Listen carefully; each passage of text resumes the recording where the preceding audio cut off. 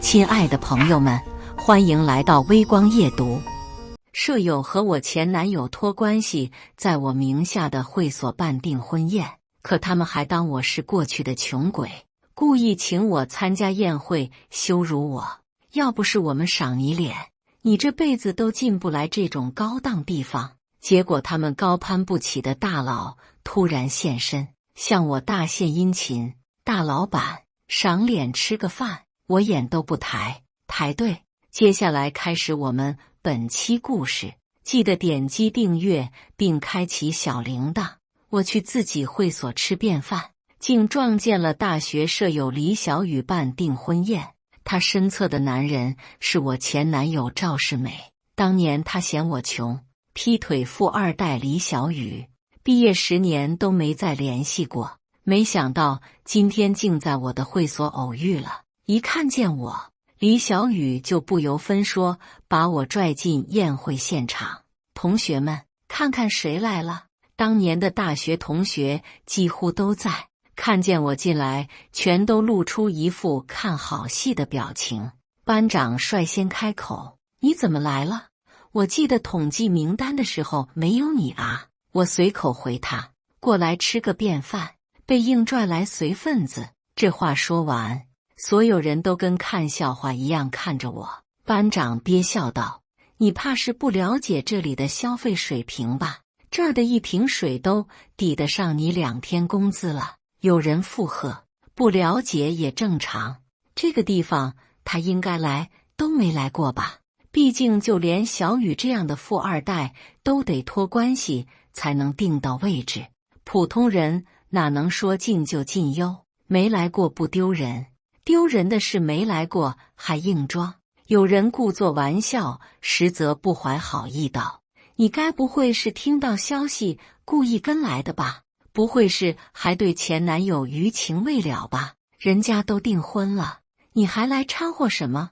听着周围对我的讥讽，李小雨眼里满是得逞的笑意，嘴上却和和气气道，大家别误会了，人家小兰其实是在这里打工的，我刚看到服务员跟她打招呼了。小兰，你也是服务员吗？话音落下，在场所有人看向我的眼神瞬间写满了鄙夷，不加掩饰的议论声钻进我的耳畔。我去，他现在居然在当服务员，这混得也太差了吧！难怪这么多年都没听见他的消息。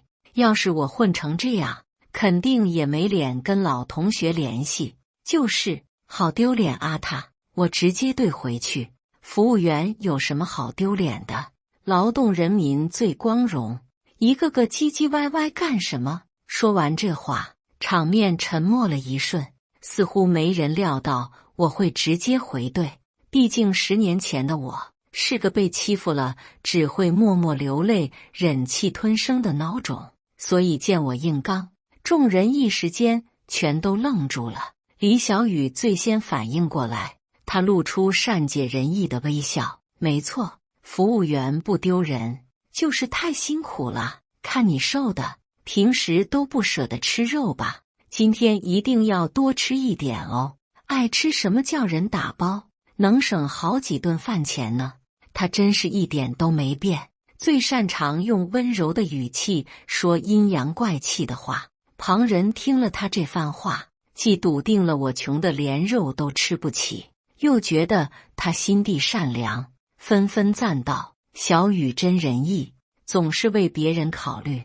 又对我一脸不屑，你可得谢谢人家小雨，要不是他，你这辈子都吃不上这么贵的东西了。我面不改色，听他们冷嘲热讽，压根没想现在告诉他们，他们所谓的昂贵大餐我都吃腻了。这种话我暂时不想曝光我的身份，我怕他们道德绑架让我免单，懒得再跟这帮人浪费时间。我扭头想走，却被李小雨手疾眼快的一把拽住，大家挪一挪，给小兰腾个位置。结果谁都不乐意动弹，人人都当我是以前的穷光蛋，而这次聚餐是拓展人际的好机会，没人愿意跟一个一无是处的穷鬼坐在一起。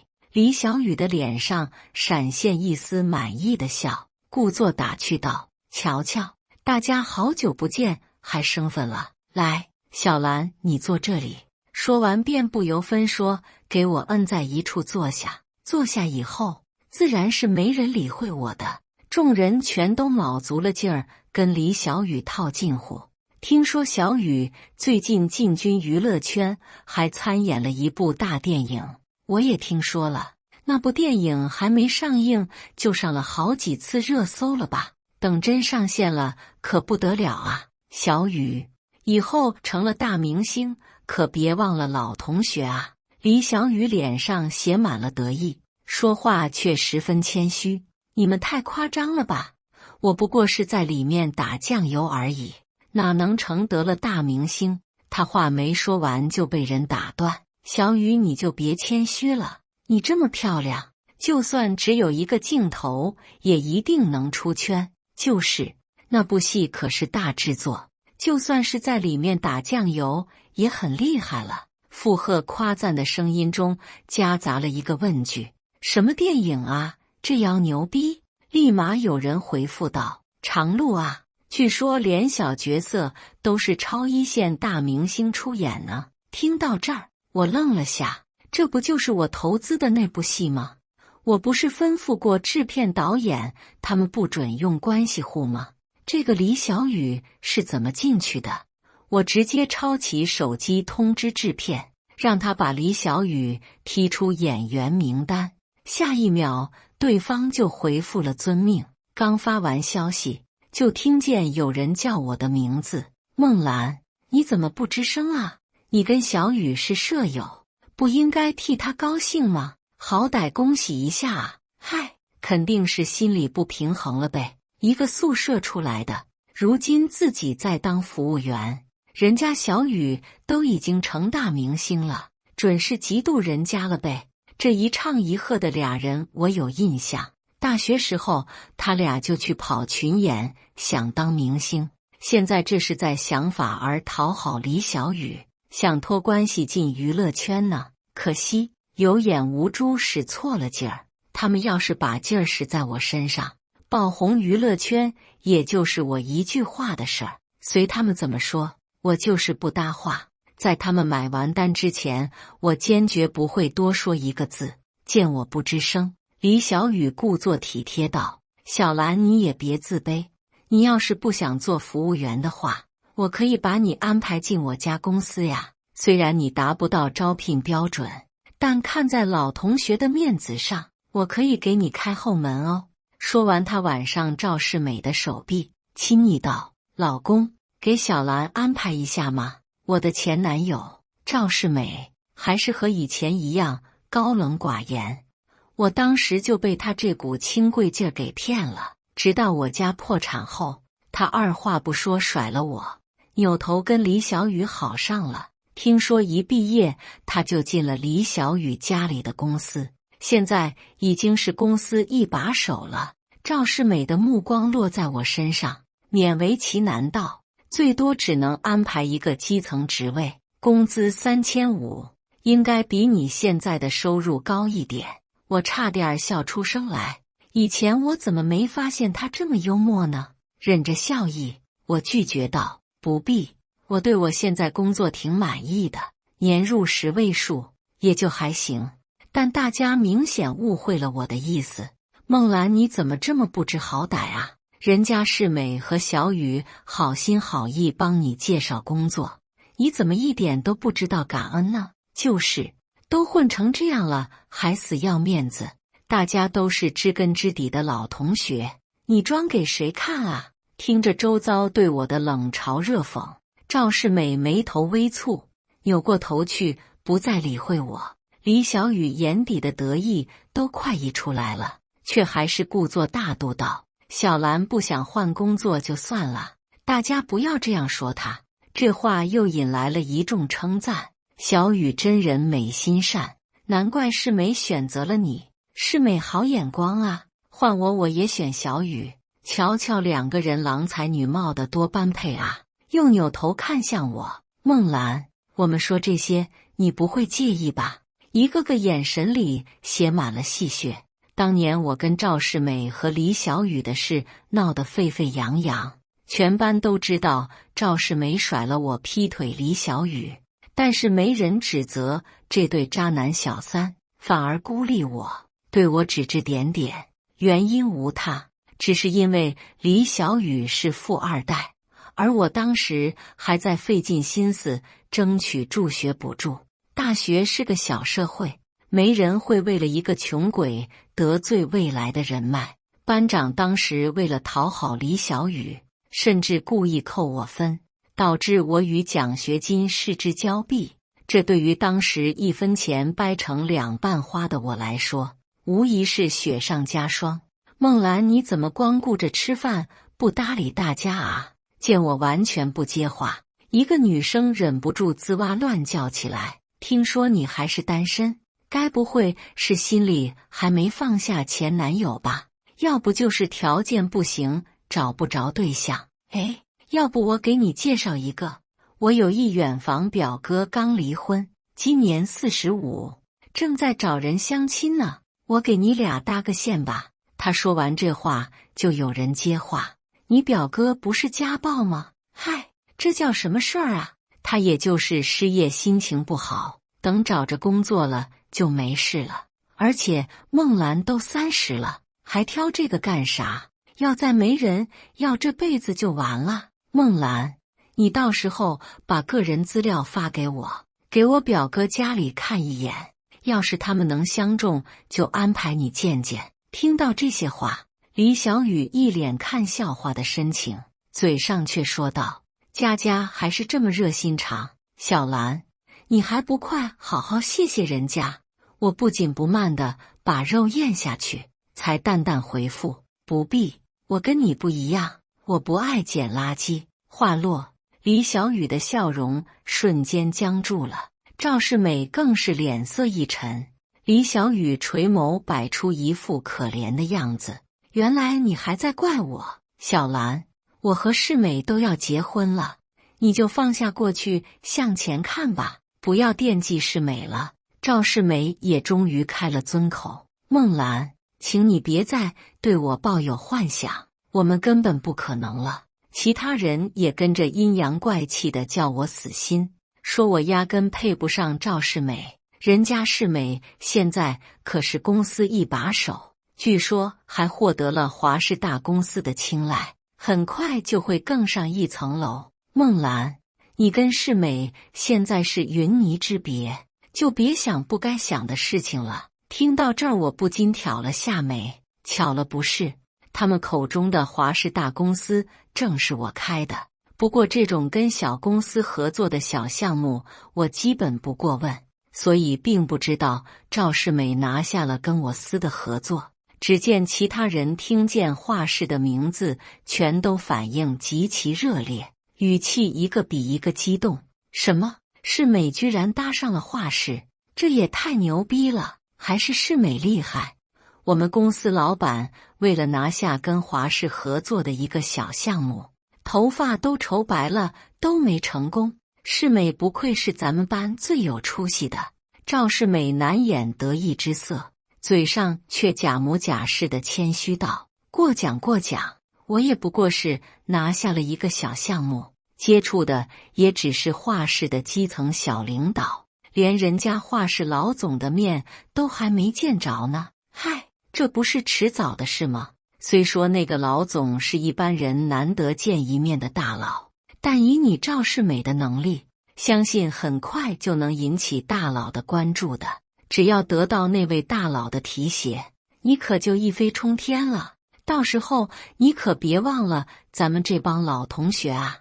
赵世美被捧得眉开眼笑，一口答应下来：好，没问题。我听着这些话，心里直发笑。我突然很好奇，要是这帮人知道了我就是他们口中的那位神秘大佬，会是个什么反应呢？正看笑话看得开心，突然外头又进来个同学，一进来就两眼放光的嚷嚷：我靠，门口那台布加迪是哪位大佬的？听见这句，众人的眼睛不约而同全亮了起来。甚至有人抬脚要出去跟豪车合个影。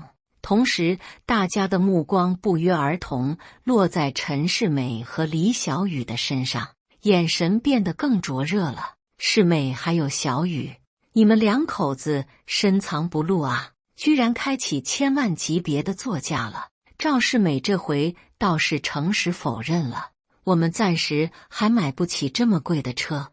众人闻言更好奇了，到底是谁的车呢？有人看向我，开玩笑道：“总不可能是孟兰的吧？”我点点头：“是我的。”话落，人群中顿时爆发出一阵大笑，哈哈哈哈哈！孟兰，你可真幽默啊！你知道一台布加迪多少钱吗？真是吹牛不打草稿啊！哈哈哈哈！满堂嘲笑声中，我直接掏出镶钻的车钥匙扔在桌子上，霎时间，哄笑声戛然而止，众人纷纷瞪大眼睛，眼底写满不可置信。不会吧？这钥匙是假的吧？就在众人纷纷质疑我车钥匙的真假时，突然又有人进来了，这回是个戴墨镜的年轻女孩。李小雨立刻快步迎了上去，亲昵地挽住女孩的手，当众介绍说这是她的朋友。女孩摘下墨镜，人群里登时惊呼出声：“姚梦！”原来是那位因最近一部偶像剧而刚有些名气的女艺人姚梦。她一出场，众人的注意力便瞬间从我手中的车钥匙上转移开了。小雨，你居然请来了大明星，人脉牛逼啊！李小雨那看不见的尾巴都快翘天上去了。突然他想到了什么，问姚梦：“梦梦，门口那台布加迪是不是你的啊？”姚梦先愣了下，随即居然点头称是。不出意外的，我又被群嘲了。众人纷纷吐槽我吹牛不打草稿，虚荣心爆棚。李小雨更是松了口气似的道：“原来是梦梦的车啊，小兰，以后可别再乱认车了。”姚梦闻言瞥了我一眼：“这是谁？”“我同学，现在在这儿做服务员。”姚梦的眼神瞬间写满不屑，嫌弃地扭过头，好像多看我一秒就会弄脏自己眼睛似的。我表面不动声色，心里却已经决定通知艺人部放弃对他的签约。是的，这个姚梦正在争取签约我名下的经纪公司。此刻，他不仅把这件事当成炫耀资本说了出来，还扬言要把李小雨介绍到我的公司一起签约。听了他这话，李小雨惊喜极了：“真的可以吗？那可是最大的经纪公司啊！听说只有一线艺人和顶流才有资格签约呢。梦梦，你真的能帮我介绍吗？”姚梦斩钉截铁道：“那当然了，老板可宠我了，一定没问题的。”我静静看着他表演，也不知道他口中对他万般宠爱的老板到底是谁。我咋不知道除了我之外，公司里还有其他老板呢？喂，姚梦突然冲我开口，语气颐指气使：“你去给我倒点果汁，要鲜榨的。”我没搭理他。姚梦一下子怒了，声音瞬间提高8度：“跟你说话你没听见啊，服务员！”就在他对我发难之际，一道声音突然自我身后响起：“老板姐姐！”众人纷纷扭头看了过去，待看清那人是谁之后，全场瞬间安静了下来。足足过了好几秒，人群中才突然爆发出一声不可置信的惊呼：“卧槽！江烨！江烨！目前娱乐圈最当红的顶流小鲜肉，同样也是我公司的签约艺人。”只见他一脸开心地盯着我，貌似下一秒就要扑过来抱着我喊：“老板姐姐，想死你了！”我赶紧冲他使了个眼色，让他闭嘴。江烨立马领悟了我的意思，一秒恢复高冷表情，转身就走。然而下一秒，他就被众人给一窝蜂包围了。打头的就是姚梦，以他现在的咖位，根本接触不到跟江烨合作的机会。如今好不容易碰上了，自然不会轻易放过这个跟顶流接触的好机会。江夜你好，我是梦梦，上个月我们在颁奖典礼上见过面。甜美的笑容哪里还看得见方才对我吆五喝六的刻薄模样？但就算他笑得再甜，江夜也只是礼貌而疏离的点点头，越过他看向我，嘴角微微勾起。我摇摇头，暗示他别看我。江夜只好移开视线，表情莫名委屈。李小雨是他铁杆粉丝，激动的话都说不利索了。江夜，你为什么会来这里啊？江夜瞄了眼我的方向，听说一个朋友在这儿，过来打声招呼。听了这个回答，李小雨还以为江夜口中的朋友是姚梦，激动地把他往江夜跟前推。姚梦则一脸受宠若惊，一个劲儿想着跟江夜搭话。江夜有一搭没一搭地敷衍了2句，忍不住偷偷瞄我。李小雨安排他坐主位，还让姚梦跟他挨着坐。江夜却不动声色地走到在我身侧坐下，我坐这儿就行。这一瞬，在场所有女生的眼神几乎化成了有形的刀子，险些给我戳成了马蜂窝。我扶额，这臭小子，粘人就不能分时候吗？正在心里腹诽呢，眼前突然伸过一只骨节分明的修长的手，轻轻把包好的大虾放在了我的碗里。姐姐，吃虾。全场瞬间陷入安静，所有人的目光齐齐看向我和江夜。李小雨的声音僵硬：你们认识？没等我回答，一直泰然自若的赵世美突然腾的一下站了起来，快步朝外头小跑几步，一边跑一边满脸堆笑道：秦总您好，您怎么来了？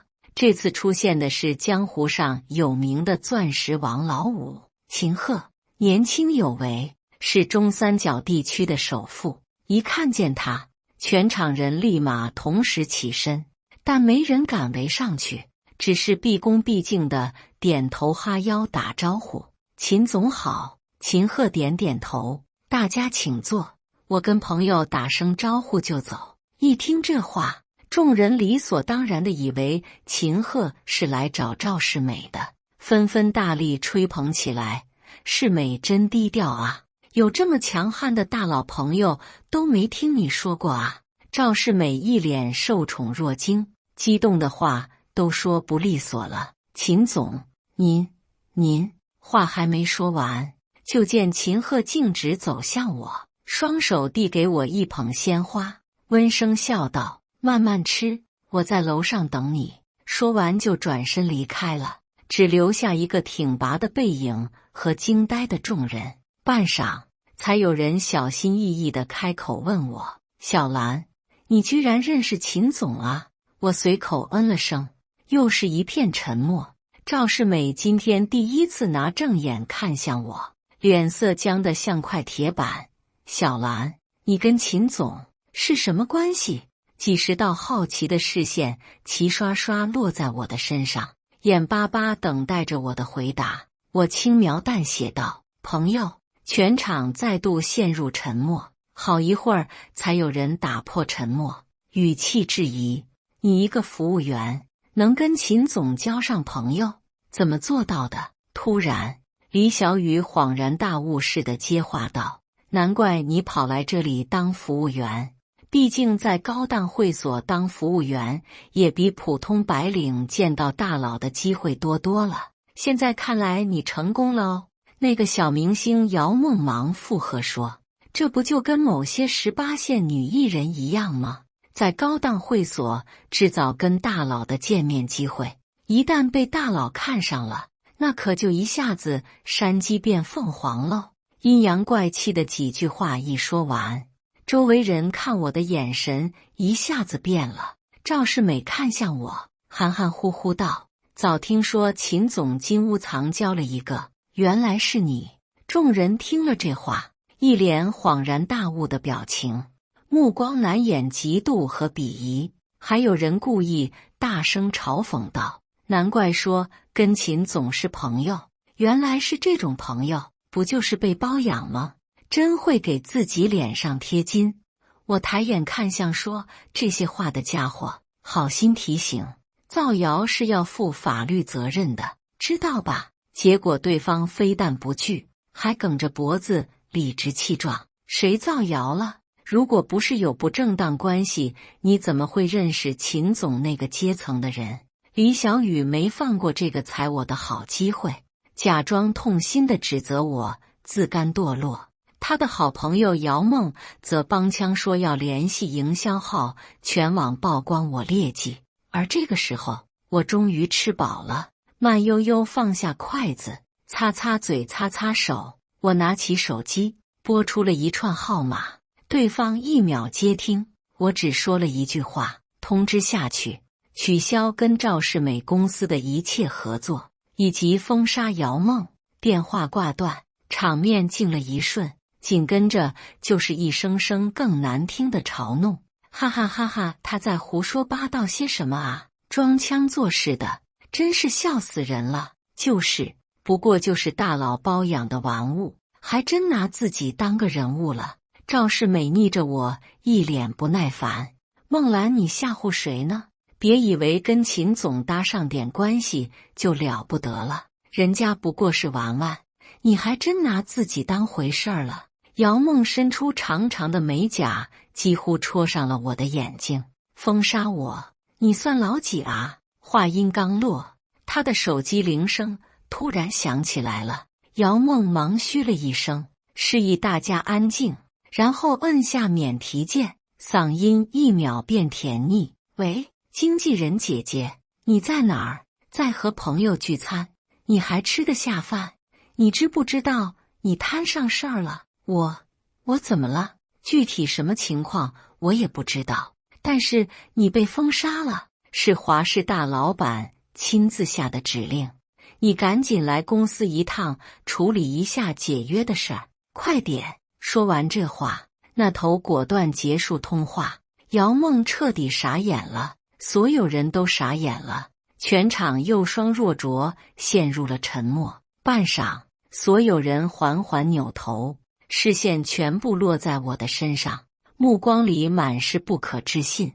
姚梦咽了咽口水，艰难开口：你跟华视老板是什么关系？我笑了下，你猜？他盯了我几秒，突然咬牙切齿道：你真是好本事，勾搭秦总不够，还勾搭我老板，我这就把你脚踩2只船的事告诉老板，看你还怎么得意。说完对李小雨吩咐道：我不想看见他，快把他赶出去。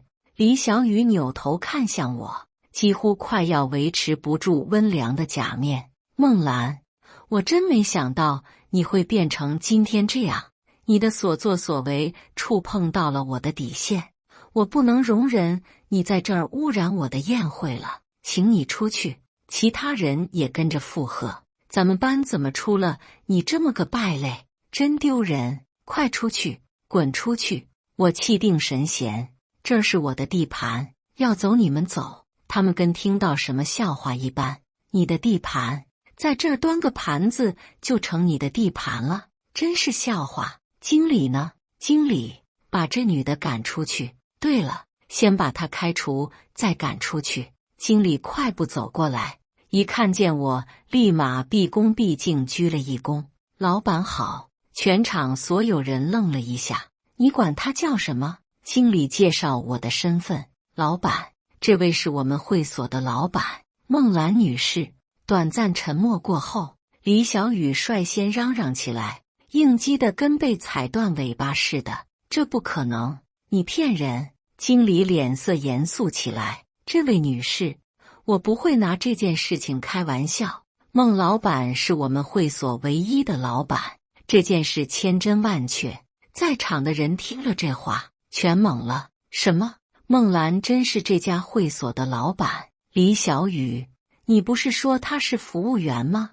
李小雨遭人质问后，瞬间恼羞成怒了。就算他是老板又怎样？谁知道这个老板怎么来的？8成不怎么光彩吧？姚梦则咬牙切齿地放狠话：“你等着，我这就告诉我们老板你的捞女真面目，到时候有你好果子吃。”我笑得心平气和：“姑娘，想告状也得先搞清楚老板是男是女吧？你什么意思？”一旁被我逼着干看热闹、不准说话的江叶，终于再也憋不住了，重重拍了一下桌子：“不行，小爷我实在忍不了了，简直欺人太甚！”姚梦瞬间一脸惊喜，还以为江叶要帮自己撑腰，结果下一秒就见他直接站在我身边，掷地有声道：“都给我听清楚了，这位孟兰女士就是我公司的大老板，她独立强大，迄今为止取得的所有成就全凭她自己，没靠其他任何人。谁要再敢胡说八道，老子撕烂他的嘴！”说完又扭头看向我，一脸委屈巴巴：“老板姐姐，可憋死我了！你知道我最看不了你受委屈了。”看到这一幕，全场惊掉了下巴。姚梦还是不肯相信，非追着问江叶是不是被我给骗了。江叶直接开怼：“脑干缺失吧你，连老板都不认得，还乱几把造谣，蠢货一个，活该你被封杀！”姚梦被他骂哭了。这时有人突然惊呼了一声：“卧槽，他说的是真的，孟兰真是大佬！”他们终于想起来，在网上搜索了一下我的名字，然后顺理成章看到了我的相关报道，知道了我就是他们口中那位高攀不起的神秘大佬。全场沉默了下来，一个个都眼巴巴地看着我，眼神一个比一个复杂，震惊、羡慕、懊悔、畏惧。姚梦终于意识到自己做了什么蠢事，痛哭流涕地跟我道歉，求我原谅他。没等我反应，江叶就挡在我面前，吩咐人把他带走了。赶紧的，别让这人碍我老板的眼。姚梦被带走前，拉住救命稻草一样，拽着李小雨不撒手，一把鼻涕一把泪地哀求他：“小雨，你不是跟孟老板是舍友吗？你快帮我求求情，求求你了，帮我求求情，我不想被封杀。”李小雨一把推开了他，赵世美则主动凑到我跟前，笑得比哭还难看：“小兰，原来你就是华氏老板啊，那之后咱们合作起来就方便了。”话音未落，他就接到了一个电话，是华氏取消合作的通知。赵世美挂断电话，脸色灰败，他小心翼翼看向我，嗫嚅着道歉：“对不起，孟总，是我们有眼无珠冒犯了您，您大人有大量，别跟我们计较。您看能不能恢复合作关系？我们公司真的很需要这个项目。”说完还给我深深鞠了一躬。看到这一幕，所有人面面相觑，惊得说不出话来。他们眼里的天之骄子赵世美，一向高高在上的贵公子模样，哪有过这种低三下四的卑微作态？更何况面对的还是一直被轻视的前女友，这简直叫人不敢相信自己的眼睛。“世美，你在干什么？”李小雨忙扑过来，拽起赵世美：“快起来！